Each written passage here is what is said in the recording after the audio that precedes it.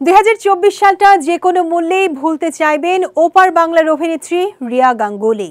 ব্যক্তি জীবনে স্বামীর সঙ্গে বিচ্ছেদ, এরপর সন্তানসম পোষ্যকে হারানো, সবকিছু মিলিয়েই কঠিন সময়ের মধ্য দিয়ে যেতে হয়েছে তাকে। নানা ঝড়ঝাপটার পরেও নিজের 2 সন্তানকে সামলে কাজের জগতে ব্যস্ত হচ্ছেন অভিনেত্রী। এরই মধ্যে দিলেন দারুণ এক সুখবর। ঢাকায় চলচ্চিত্রের সুপারস্টার শাকিব খানের সঙ্গে একই সিনেমায় অভিনয় করছেন রিয়া। এরই মধ্যে শুটিংয়েও অংশ নিয়েছেন এই নায়িকা। জানা গেছে, বরবাদ সিনেমায় খুব গুরুত্বপূর্ণ একটি চরিত্রে অভিনয় করেছেন রিয়া গাঙ্গুলি। এ প্রসঙ্গে ভারতীয় সংবাদ মাধ্যম আজকালকে অভিনেত্রী বলেন, বরবাদের সম্পূর্ণ ইতিবাচক একটি চরিত্রে দেখা যাবে আমাকে, যে চরিত্রকে দেখে চোখের জল ফেলতে বাধ্য হবেন দর্শকেরা।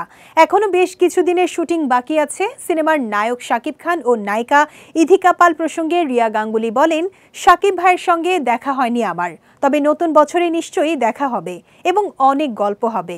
ইধিকার সঙ্গে খুব ভালো সম্পর্ক হয়ে গেছে কয়েকদিনেই। আমরা 2 বোনের চরিত্রে অভিনয় করছি, খুব মিষ্টি একটি চরিত্র। কলকাতা, মুম্বাই এবং বাংলাদেশে এই ছবির শুটিং হচ্ছে। 2025 সালের ঈদে মুক্তি পাবে সিনেমা বরবাদ। আপাতত প্রেক্ষাগৃহে হাজির হয়ে নিজের সিনেমা উপভোগ করার অপেক্ষায় আছেন বলেই জানিয়েছেন এই অভিনেত্রী।